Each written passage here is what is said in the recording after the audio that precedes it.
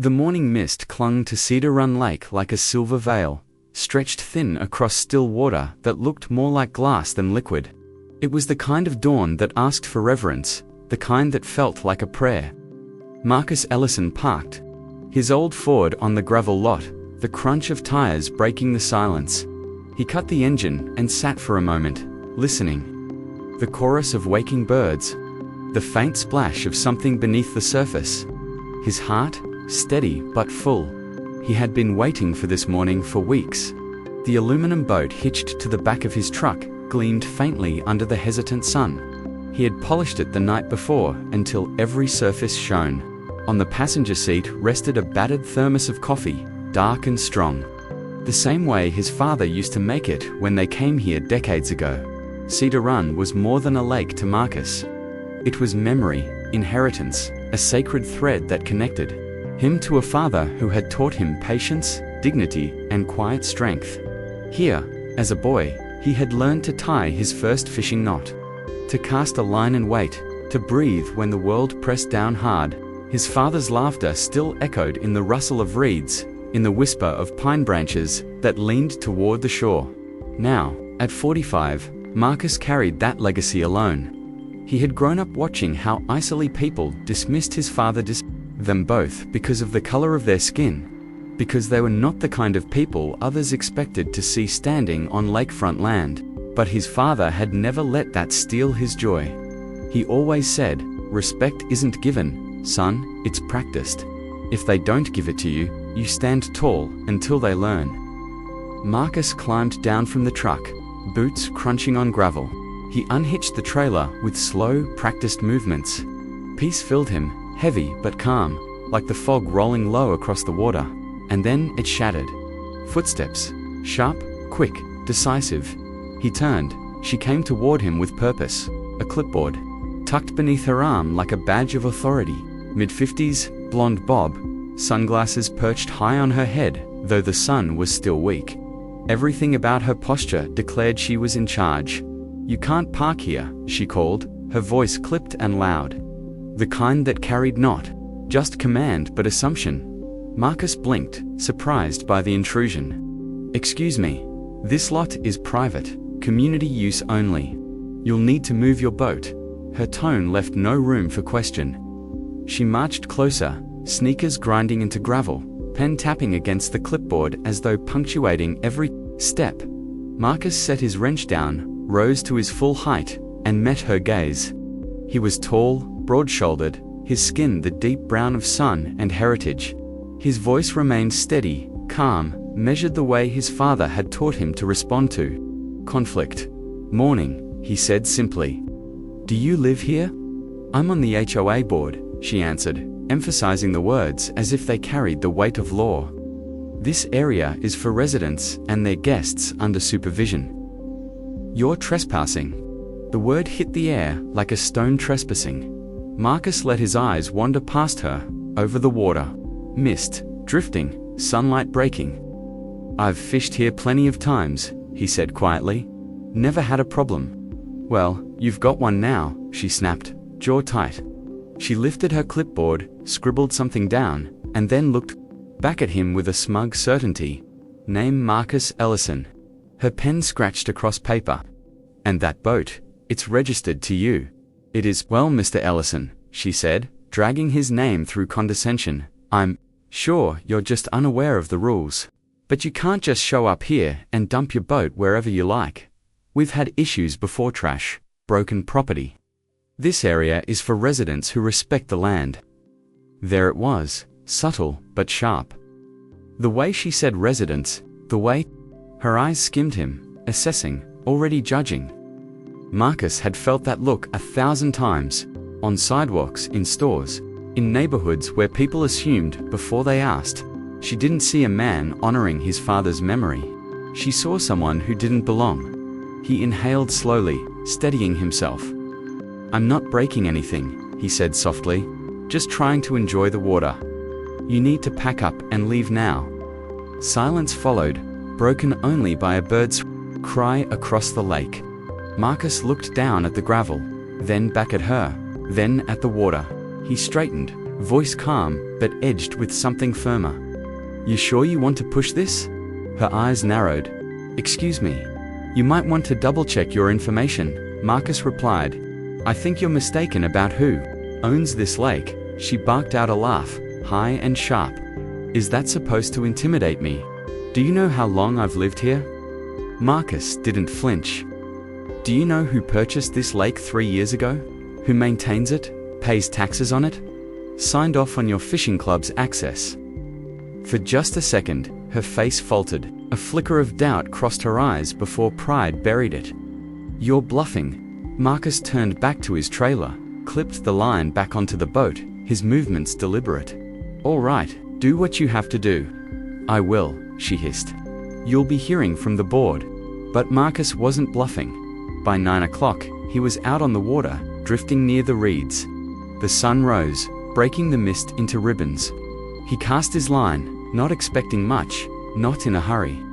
Peace returned in fragments, but it was fragile. Unsettled, because what had just happened wasn't about a boat, or a parking lot, or even one woman with a clipboard. It was about something older, deeper, about who is seen as belonging, about how quickly judgment falls on a black man standing on his own land. Marcus knew one thing as he leaned back. Rod balanced across his knees. This wasn't over. Later that morning, the sound of a golf cart broke the stillness again. He looked up, already knowing. Linda Carver. And this time she wasn't alone. A man rode beside her, khaki windbreaker zipped, radio clipped to his belt. They stopped at the dock. Linda planted her feet wide, voice carrying. Marcus Ellison. This is your final warning. You are in violation of HOA regulations. You need to leave immediately. Marcus turned in his chair slowly, raising a hand in a wave. Morning again, Linda. Her lips pinched. I've contacted the sheriff. You'll be hearing from them. The young man beside her shifted, glanced between them. He leaned toward Linda, whispered something. She shook her head sharply, cutting him off. Marcus called out calmly, That man with you, he got a badge, or just a walkie-talkie? The guard flushed. Sir, what's your business on this lake? I'm fishing. Are you a resident of Cedar Ridge? No, then I'll have to ask you to come ashore. Marcus set his tackle box closer. His voice didn't rise. You ever hear of Horizon Pines Trust? The man shook his head. It's a private trust, Marcus said. Bought this lake and the land around it 3 years ago. I'm the trustee. Linda scoffed. You expect us to believe that? This lake has always been ours. Part of this community. Marcus's smile was faint. You don't need to believe me. Buncombe County Recorder's Office. Public record. You can look it up today. The guard hesitated. Do you have identification? In the truck. I'll show it to a deputy when they arrive. That's who you called, right? The guard looked at Linda, visibly unsettled. She stayed rigid. Marcus leaned back, eyes on the water. I didn't start this. The young man's face shifted, uncertain, thoughtful. Linda's DIDN, single quotes T. By noon, Marcus had packed up and headed home. His dog Jasper barked from the porch, tail wagging. Marcus gave a tired smile, then stepped inside. He poured iced tea, sat at the table, and let silence wash over him. But peace didn't come. Not after hearing his name written down like a trespasser. Not after seeing her face, certain of her power, blind to his truth. He stood, walked to the filing cabinet in the hallway, and pulled out a blue folder, Cedar Run Lake. Inside were the DIT tax receipts, and the original HOA access agreement. Conditional, renewable annually. Expired 10 months ago. He spread the documents on the table, the weight of them heavier than the paper they were printed on. He thought of his father, barefoot, at the water's edge, holding up a fish with a grin. Thought of the way respect had always been a battle. Even when you had the proof in your hand. That night, Marcus drafted a letter, .com/precise. He cited the expired agreement, revoked access effective immediately. Attached scanned copies of the deed, notarized statements, tax documents. No anger, no threats, just truth. When he sealed the envelope, he didn't feel triumph. He felt the heaviness of ripples about to spread. The next morning, he drove it to the HOA office, a beige building behind the gates. The receptionist blinked at the thick envelope. "Do you want a receipt?" Marcus met her eyes. "Just make sure Linda gets it." Then he left. At night, rumors began to creep in. By the time the sun dipped low that evening, Marcus's name had already traveled farther than he had. At the grocery store, heads turned when he walked down the aisle. A woman lingered too long by the produce section, pretending to study apples, but watching him instead. At the post office, when he unlocked his box, he found a folded note without signature or envelope. "She doesn't speak for all of us." At the hardware store, it was more direct. A man with oil-stained overalls, grey in his beard, approached him near the fasteners. "You, Marcus Ellison?" "I am," Marcus answered cautiously. The man extended a hand. "Name's Hank Morales. I live on Valley Crest. 20 years. Not all of us back Linda. She's had a way of thinking she runs this place." Marcus shook his hand. "I appreciate that," Hank chuckled. "She once told my wife our porch chairs didn't match the neighborhood aesthetic. A chair's a chair, you sit on it, or you don't." For the first time that day, Marcus smiled, but support was mixed. Later, someone slid a flyer into his mailbox. Plain white paper, bold black letters. "Local man revokes community lake access. Retaliation or power grab." Beneath the headline was a paragraph suggesting Marcus was abusing his position, punishing innocent families. No name signed, but Marcus didn't need one. He knew the handwriting. The calls came next. Some polite, asking for clarification. Others sharp, accusing him of being vindictive. One evening, his phone rang from a blocked number. He answered, voice steady. "Mr. Ellison," a man's voice said. "This is Ron Patterson, acting president of the HOA." Marcus stayed quiet. "We'd like to discuss this," Ron continued. "Maybe there was a miscommunication. No need to escalate." "There's nothing escalated about it," Marcus replied. "The agreement wasn't renewed. Access was being used without permission. I've brought it back in line. But revoking access completely, it may not sit well with residents. We've used that lake for years." Marcus let the silence stretch before he answered, "And I didn't interfere, not once. But after the way your board member approached me, maybe folks need to sit with humility for a while." When he hung up, the stillness in his house felt heavier than usual. He looked at the old photograph on the shelf. His father barefoot by the lake, holding a fish aloft. Marcus at 10 beaming up at him. "You'd have handled her better," Marcus murmured. But deep down, he knew his father would have approved, not of the fight, but of the dignity. By midweek, the buzz in the neighborhood was thick enough to taste. Backyard barbecues hummed with speculation. Kids whispered about losing summer swims. Parents muttered about tradition, about rights. Few mentioned responsibility. Then came a call Marcus didn't expect. "Mr. Ellison, this is Andrea Brooks."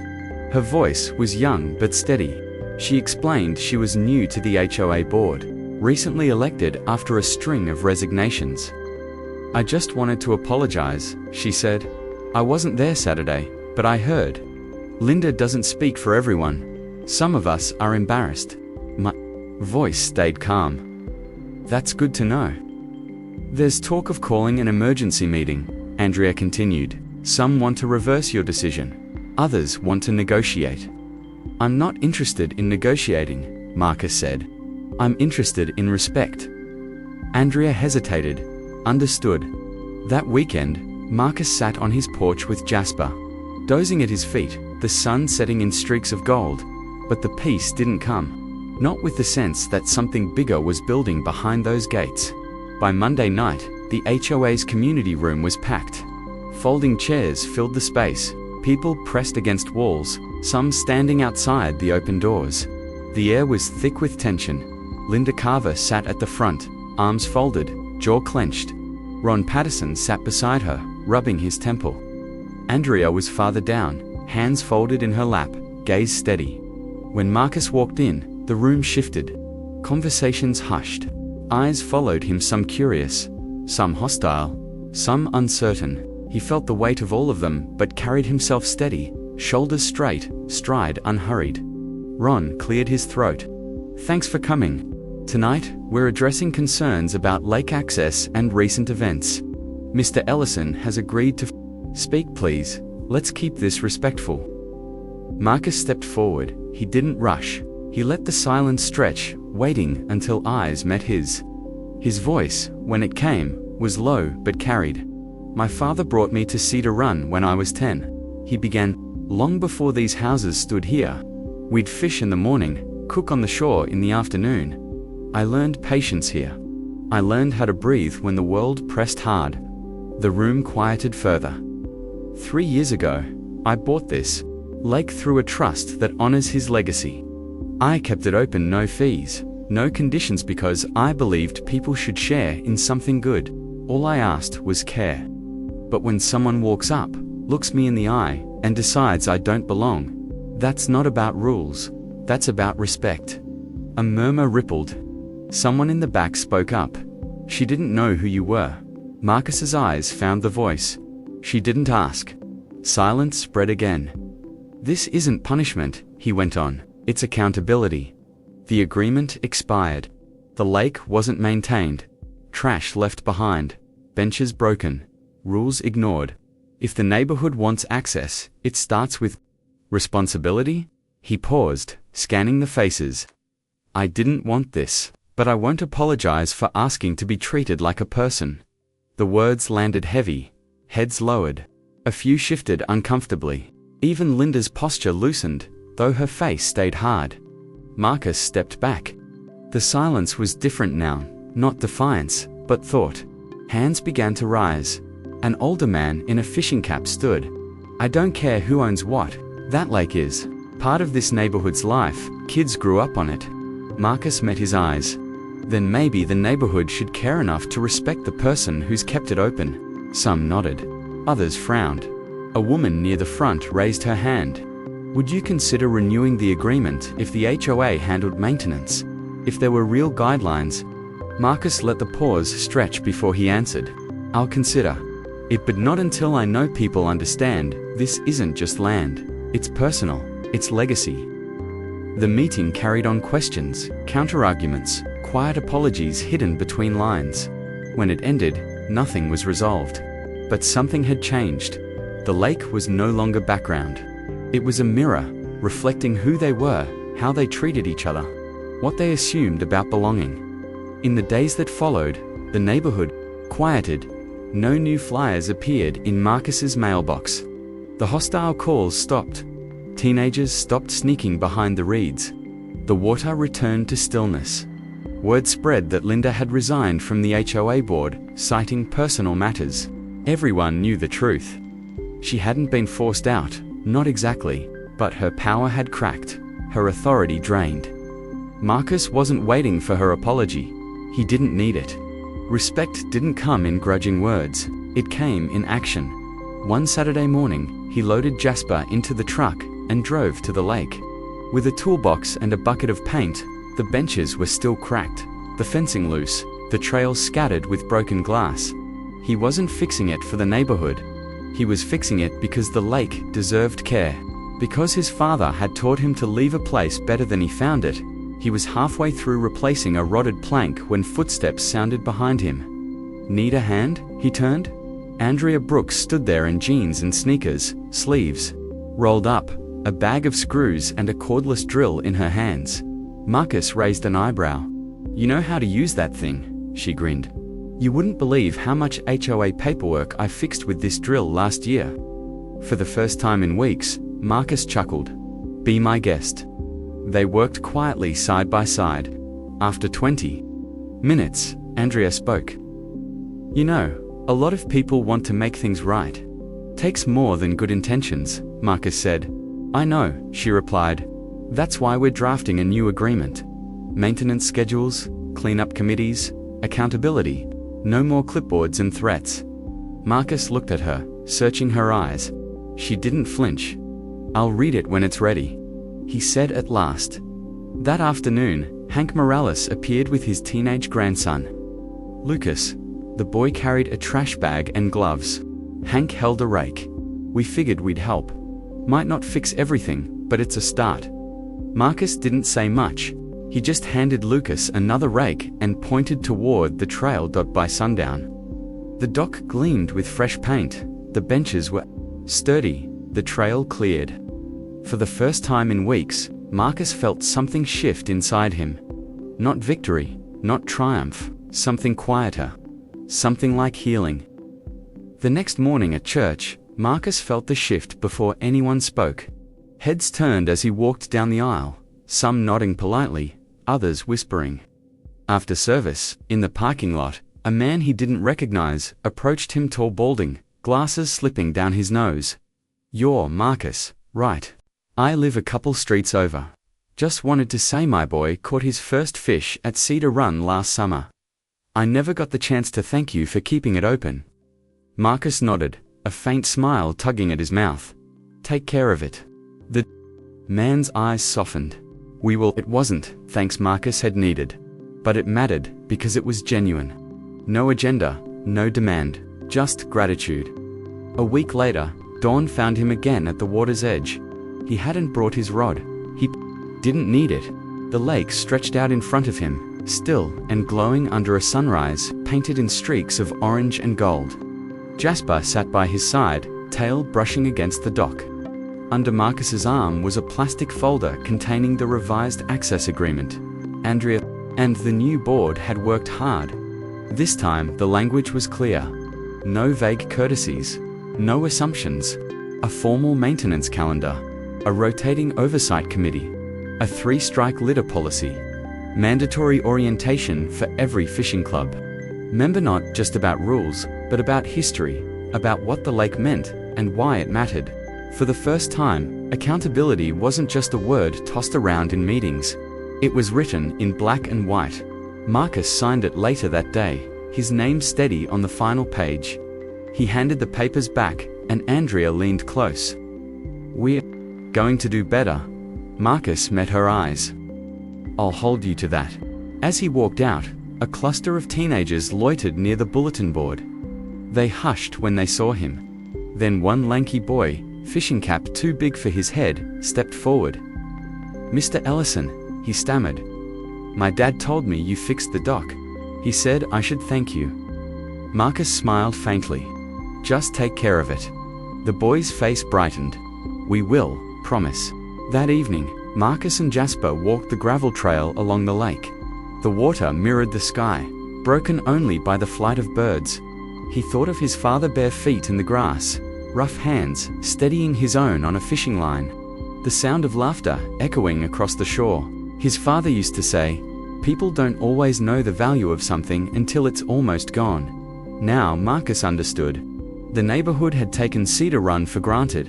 But when access was revoked, when the water was suddenly out of reach, they had seen its value with new eyes. More importantly, they had begun to see him with new respect. Word spread that Linda Carver had stepped down from the board. She offered no explanation. No one pressed for one. Her silence was its own statement. Marcus didn't think of her often. When he did, it wasn't with bitterness. More with a kind of weary compassion. Some people only learn through loss. The following Saturday, Marcus was back on the dock, toolbox in hand. He replaced the last of the cracked planks, tightened bolts, repainted the benches until they shone. Hank Morales appeared again, this time with Lucas and 2 more neighborhood kids. They carried bags for trash, rakes, gloves. Andrea arrived, with bottled water and sandwiches. By late afternoon, the dock gleamed, the trail was clean, and laughter drifted across the water as kids skipped stones. Marcus stood at the end of the dock, Jasper at his side.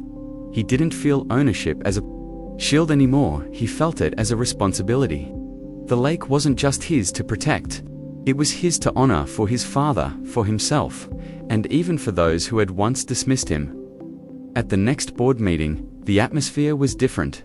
No folded arms, no clipped tones. The revised agreement was read aloud, signed by all parties. Marcus stood quietly as Andrea outlined the stewardship plan. Monthly cleanup days, quarterly reports, accountability measures. The residents nodded, murmured their approval. For the first time, there was no sense of entitlement, only recognition. Afterward, as Marcus gathered his things, an elderly woman approached. She was small, her hair white, her hands shaking as she clutched her purse. "Mr. Ellison," she said softly, "I raised my children here. They swam in that lake every summer. I just want you to know. I see now what we should have seen all along. Thank you." Marcus placed a gentle hand on her shoulder. "Respect keeps things alive. Thank you for saying that." That night, back on his porch, he sat with Jasper at his feet, watching the sun dip low behind the trees. The air was thick with the smell of pine, the sound of crickets tuning their night song. He thought about everything that had happened, the confrontation at the boat ramp, the hostility, the whispers, the meeting, the repairs, the promise of something better. He thought about silence, about how, when Linda had shouted, he had answered, not with anger, but with calm. How that silence had spoken louder than argument. His father had always believed dignity carried its own weight. Now Marcus knew, dignity also carries its own power. Weeks passed, the lake settled back into routine, but nothing was quite the same. The fishing club returned under new rules. Families came with trash bags and gloves. Teens who once snuck in, now signed their names on a stewardship chart. The community began to see the lake not as a possession, but as a privilege. One evening, Marcus returned from town to find a handmade sign posted near the dock. Painted on wood, letters uneven but bold, "Respect first." Below it were scribbles, adult scrawls, names stacked in messy lines. Marcus stood for a long time, staring at the sign. Jasper whined softly at his side. At last, Marcus smiled. "That'll do," he murmured. The summer rolled on. On the 4th of July, fireworks burst above the lake, reflections glittering across the water. Families gathered on blankets. Children laughed. Neighbors clapped Marcus on the back. For once, no one questioned if he belonged. But the moment that mattered most came quietly. On an August morning, a boy approached him at the dock, fishing rod in hand, nervous eyes wide. "Mr. Ellison," he said, "could you show me how to tie this knot?" Marcus took the rod, fingers moving slowly, carefully, teaching the boy just as his father had taught him. "You loop it like this. Then pull it tight, strong enough to hold, loose enough to release when you need to." The boy nodded, beaming. "Thanks." Marcus handed the rod back, his chest tightening. His father's words echoed again, clear as water. "Respect isn't given, son, it's practiced." As the sun rose, Marcus cast his own line into the lake. The water rippled, steady, endless. For the first time in a long time, he felt not just peace, but belonging. Not because the neighborhood had granted it, but because he had claimed it with truth. With dignity, with patience, he knew the lesson. Now, carved deep into him like the grooves of the dock planks, silence doesn't mean weakness. Calm doesn't mean surrender. And sometimes the most powerful thing you can do is stand still with respect until others learn to see it. Cedar Run Lake had taught him that. His father had prepared him for it. And now, perhaps, a whole neighborhood had learned it to. As the breeze stirred the water, Marcus whispered a quiet thank you to the man who had first brought him here. To the boy he once was, and to the lake itself, still and shining, a mirror of what respect could build.